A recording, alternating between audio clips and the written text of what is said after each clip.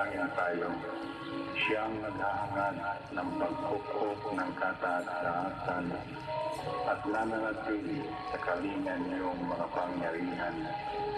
Kapagsasabi sa kanyang Panginoon, mo katahanan, ikaw ang aking Diyos, ang Diyos na tanging kong pinagkatiwalaan. Ika'y liligtas niya sa pangangit sa umang nabitag, at kahit anumang mabigat na tawag, hindi ka magdarana. Lulukoban niya sa lilim ng kanyang malabay na pakpak. Sa kalingan niya ay natitiyak mo na ikaw ay ligtas. Iingatan niya at ipagtatanggalan pagkat siya'y tapat. Pagkapit ng gabi, di ka matatakot sa anumang bagay. Maging sa gagawing bigla ang paglusog, pagkapit ng araw. Ni sa ano pa mang darating na salot, pagkagat ng dilim, di ka matatakot sa kasamaan mang araw kung dumating.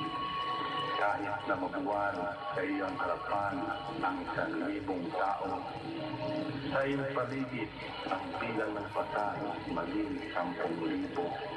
Di ka matatakot at natitiyak mo di ka maalis. Ika'y nagmamasid at sa panunood iyong mamamasdan. Iyong masasama ay makikita mo pinaruhusahan. Sapagkat Yahweh ang iyong ginawang tagapagsandalang at ang pinili mo mag-iingat sa iyong kataas-taasan. Di mo aabutin kay mapahamak at walang darasal. Kahit anong uring mga pagmahirap sa iyong tahanan.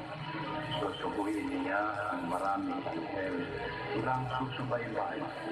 Kahit saan dako ikaw maparoon, iyang iingatan. Sa kanilang palad ay tatayo ka at silang magtataas. Sang hindi masaktan ang mga pamo sa batong masalas. Kahit ang tapakan mo ay mga leon, ahas na mabangsik, di ka maaano sa mga serpientes leong mababangis.